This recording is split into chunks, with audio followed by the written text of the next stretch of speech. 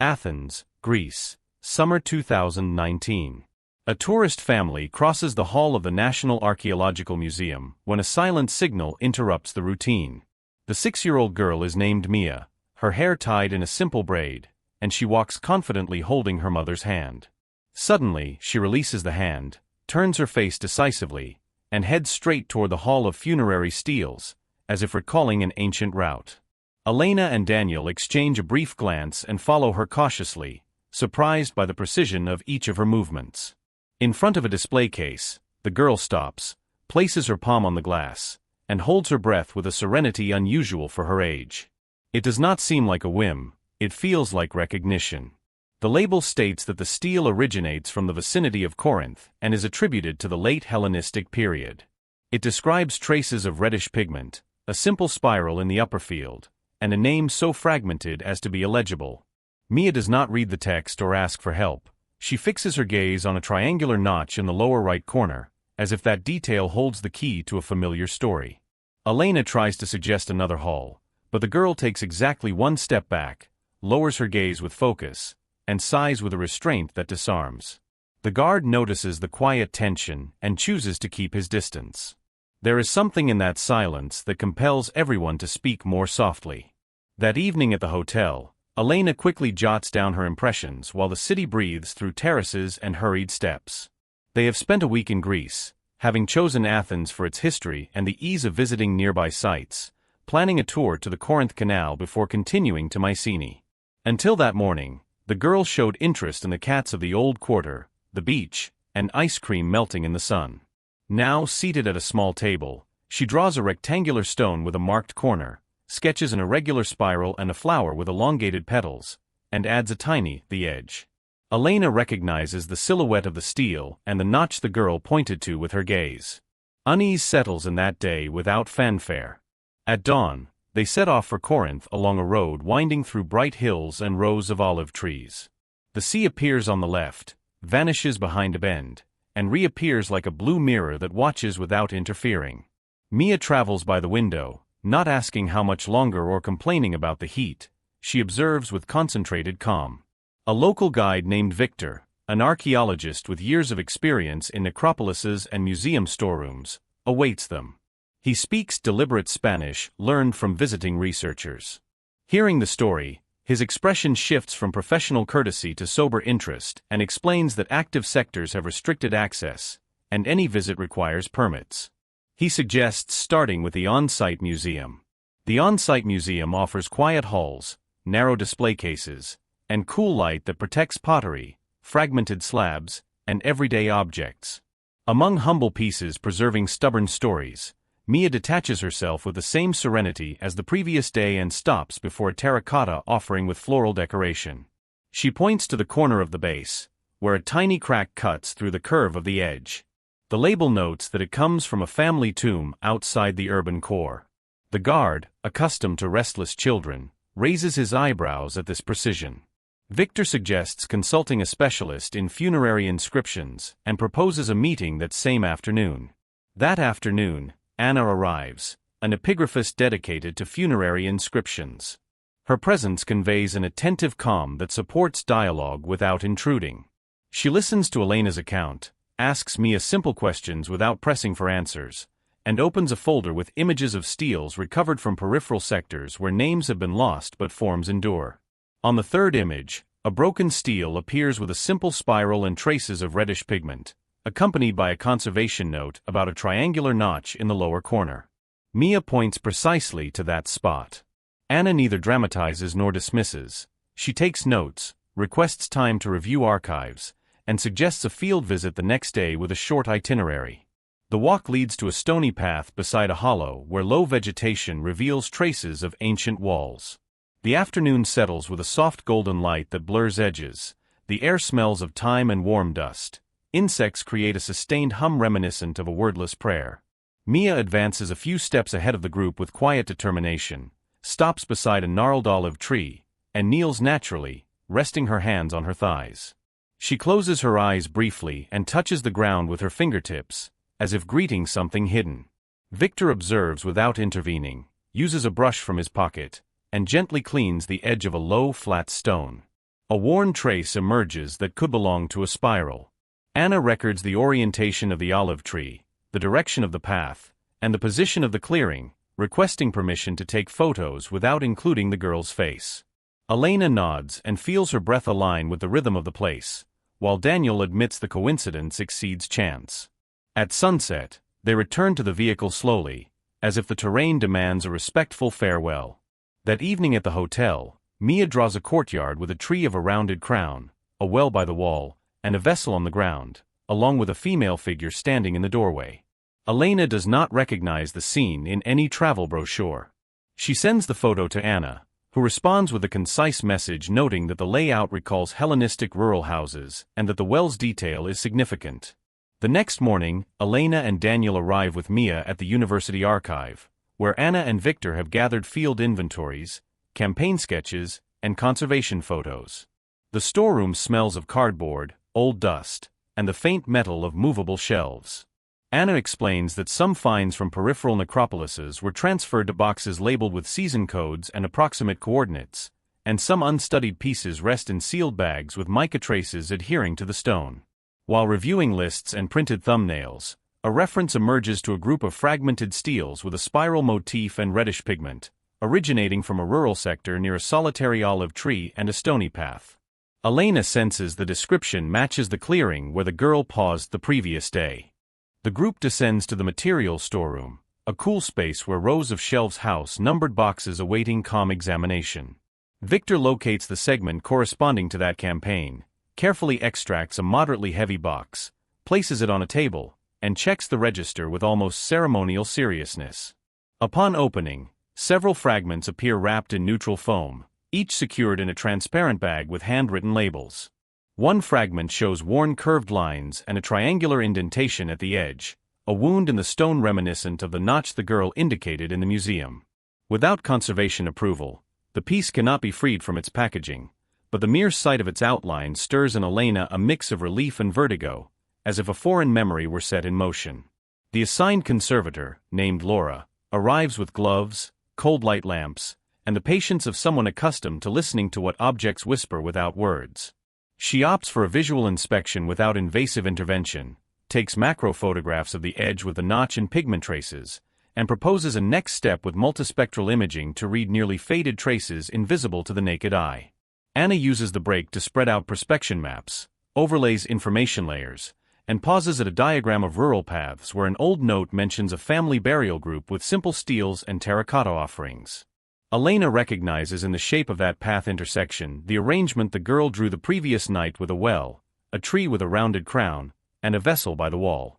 As the sun begins to set, the team returns to the open landscape with a specific permit to observe, measure, and record without digging.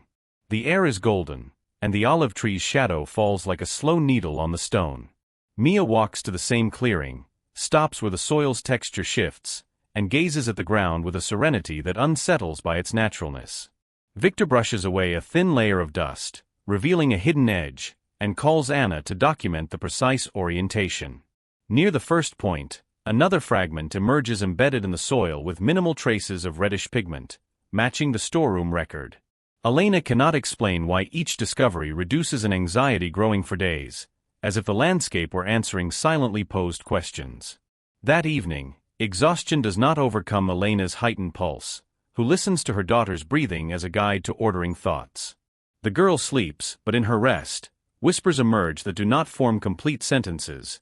They are not words of a language used by the family at home but sounds reproducing foreign cadences with disarming naturalness. At dawn, Elena notes approximate phonemes and accent patterns that seem circular to her, as if each term returns to its origin. When she shares these notes with Anna, the specialist suggests consulting a university linguist working on ancient onomastics. It is not about forcing a translation but checking whether the sounds the girl emits resemble known patterns of female names from a Hellenistic period, where roots tied to flowers, light, family, or the sea appear. The linguist, named Paul, speaks with rigor without harshness. He listens to the account with respectful restraint, asks Elena to describe without dramatization how the girl articulates sounds in her sleep, and notes possible sequences that could correspond to short names, affectionate appellations, or fragments of funerary formulas. He explains that the spiral on simple steels may be associated with ideas of continuity, passage and return, and that floral motifs often accompany young women's graves, sometimes linked to unresolved farewells. He stresses that any correlation must be treated cautiously, as the human mind quickly fills gaps when signals evoke emotions, and suggests proceeding with objective verifications, comparing fragments, cross-referencing field records, and technical analysis of surfaces that might preserve traces of invisible letters. With temporary permission from the university and local service, the team accesses the clearing under supervision, marks a quadrant for non-invasive observation, and precisely records each visible stone's position. Victor and Laura define a minimal protocol for removing leaves and surface dust without disturbing layers, while Anna calculates orientations and shadow intersections that might explain why the steels were aligned in a specific way relative to the path and tree.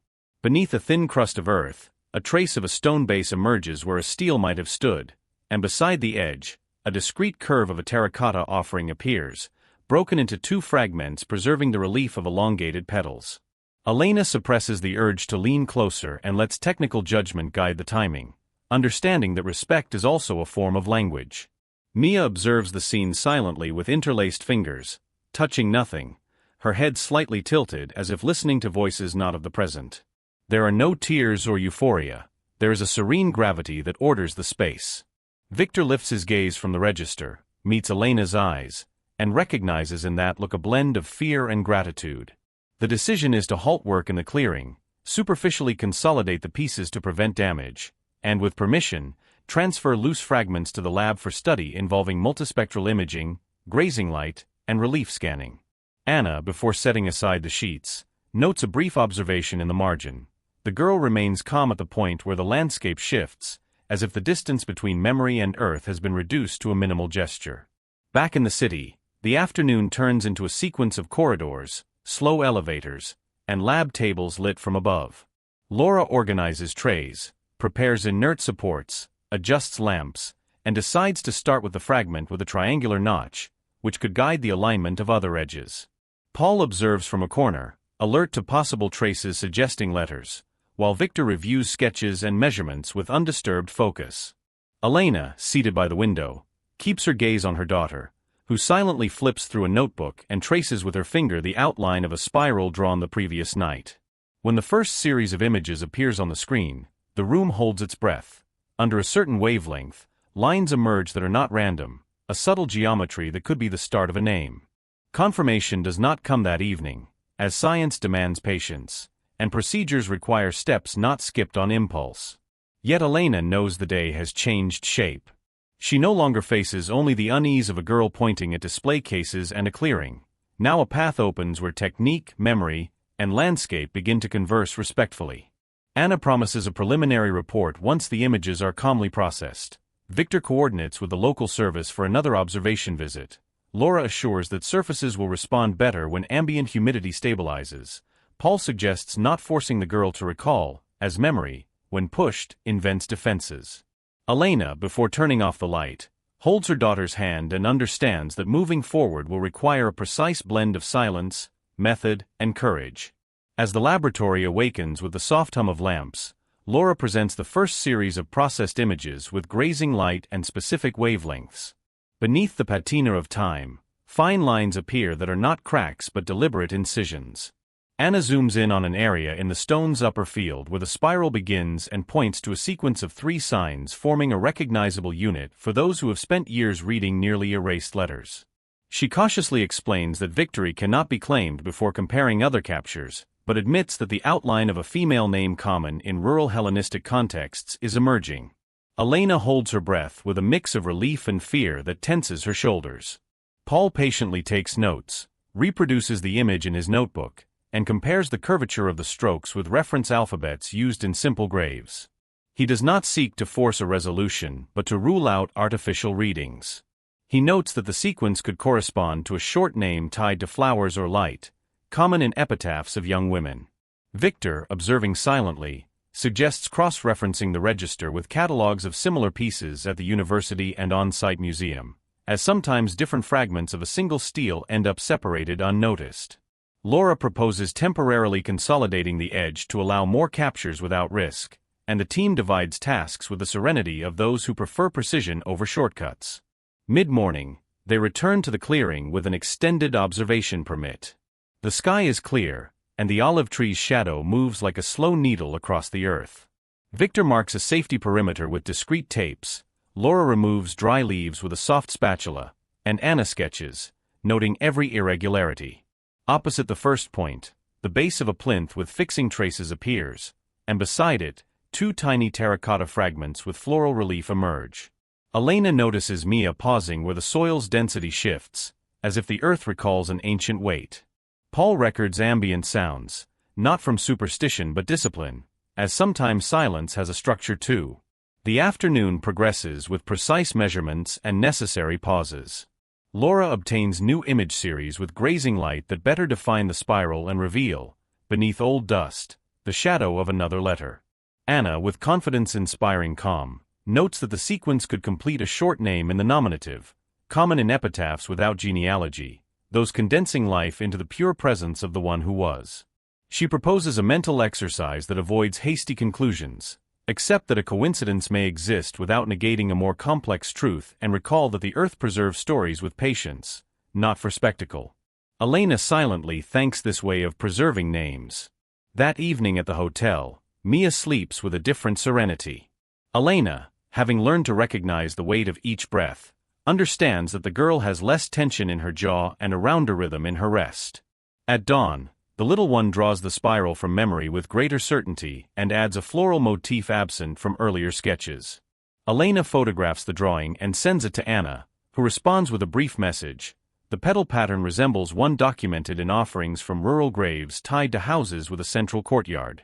Daniel, who had maintained skepticism to avoid tainting the process, admits that the sum of gestures, maps, and images has surpassed the realm of convenient coincidence. Back in the lab, Laura aligns the fragments on translucent templates to identify reasonable fits without forcing. The exercise reveals an edge match between the piece with a triangular notch and a smaller fragment recovered in an old campaign, stored under an inventory code no one had linked to this area. Overlaying the outlines, the spiral gains continuity, and the shadow of the letters takes on proportion.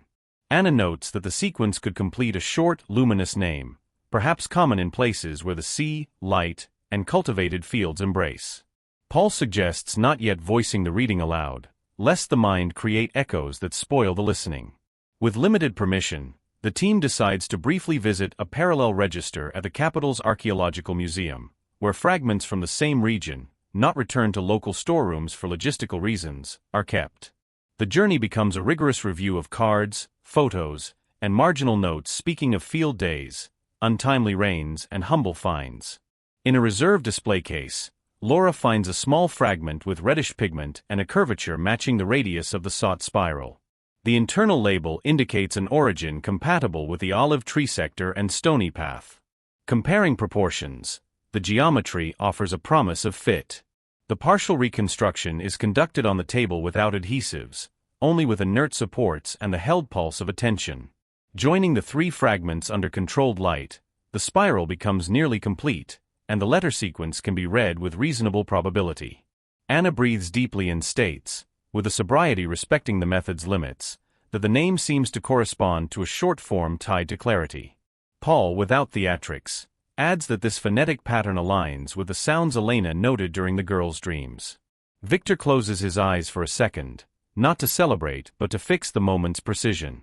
Elena interlaces her fingers, aware that this reading bridges two hard-to-reach shores. Mia's reaction is strange in its balance. There is neither exuberance nor sadness, only a deeper calm, as if a silent door had opened to a familiar courtyard. She approaches the table with Laura's permission and observes the reconstructed stone without touching it, tilting her head slightly, like someone recognizing a face marked by life's traces. Elena notices the girl adopts the posture repeated in the clearing, a gesture suggesting respect for something older than words. Anna suggests recording this reaction as qualitative data and, with the same discipline, outlines the next steps: reversible consolidation, orthogonal photography, digital tracing, and sending the report to the local authority to decide if a controlled field intervention is warranted. At dusk, the team returns to the olive tree zone, aware of entering a delicate phase. They must decide if the reading and reconstruction suffice, or if respect demands seeking the steel's original base to symbolically restore the integrity of a place that lost its pieces.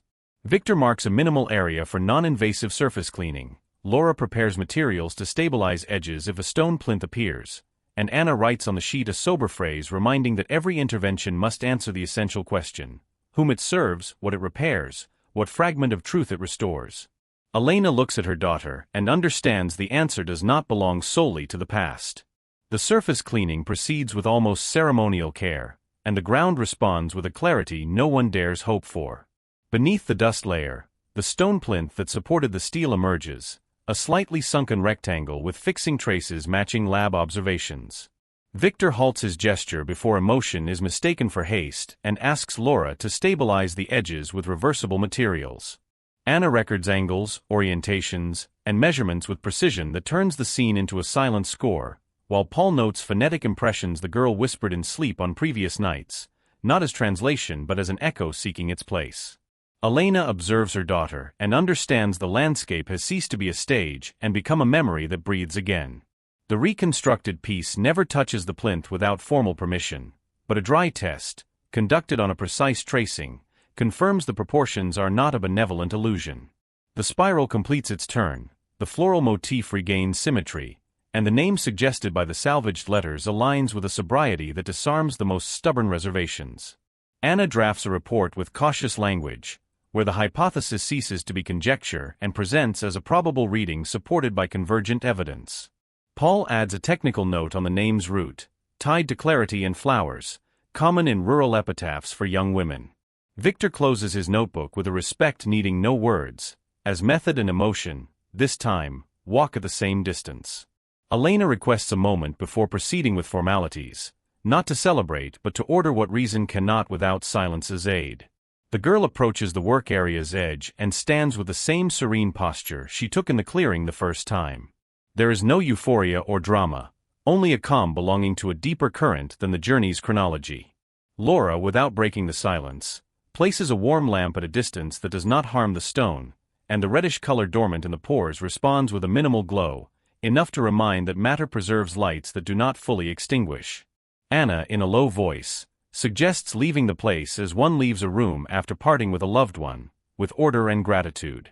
The local authority approves a symbolic intervention that neither alters layers nor moves earth, allowing the steel's image to be reversibly restored on its plinth with a neutral support that does not deceive the record.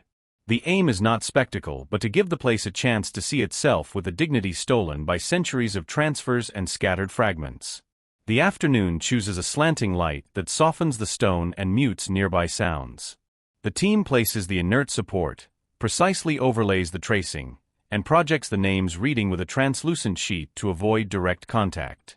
The ensemble does not seek final restoration but a gesture of acknowledgement. In this gesture, the landscape seems to recover an ancient form of balance. When all is prepared, no one instructs the girl, as no one wants to impose a script on a memory that came on its own. Mia advances to the plinth, breathes with that rounded rhythm Elena has learned to recognize, and slightly tilts her head with a discreet bow that seems not learned but recalled. The silence is not empty, it is presence. Paul notes that the girl silently articulates a sound sequence matching the name's luminous root and does not press to reproduce it, understanding some things are more respected when not forced. Laura, who never dramatizes, feels a controlled tremor in her fingers and holds the lamp tighter. Victor, knowing the seasons of patience, knows this moment is the work's true center. Elena, who has so often feared for her daughter, understands that fear is beginning to transform into something else. The final report is drafted with discipline and an honesty that leaves no room for sensationalism. It describes procedures, attaches images, details lighting conditions and reading methodology, and explains why the symbolic intervention is preferable to any excavation seeking instant gratification. Anna signs with her full name and title, Victor adds the region's campaign history, Laura includes conservation parameters, and Paul appends a linguistic annex placing the name in a constellation of rural burial traditions. The authority accepts that the hypothetical assembly remain for a few days for observation and education, provided everything returns to the storeroom with due care. Elena thanks for this decision, as it protects the place from voracious curiosity that does not always respect. The following nights bring the girl a different rest, as if an invisible peace is settled, allowing the body to release an ancient tension. Elena, now able to sleep without starts, discovers she too must accept that some answers come not with fanfare but with a silence that orders. Daniel, who maintained skepticism to keep the anchor, admits the chain of coincidences is no longer random and that caution does not oppose beauty when evidence supports it. The team maintains discipline. It records, gently dismantles, covers the plinth with a breathable protective layer, and returns each fragment to its neutral support, like storing letters not read daily but never forgotten. Before leaving the region, Elena requests a final return to the clearing, not to repeat a ritual but to bid farewell with the proper form of farewells that matter. The path smells of time and warm stone, and the olive tree, unknowingly, has learned to be a witness. The girl stops at the same spot as the first day, standing without crying, with the serenity of one who understands returning does not always mean staying. Anna lets fall a soft phrase only the wind hears. Victor puts away the brush he used so often. Laura closes the material case, and Paul, who filled notebooks with phonemes and roots, decides to leave a page blank.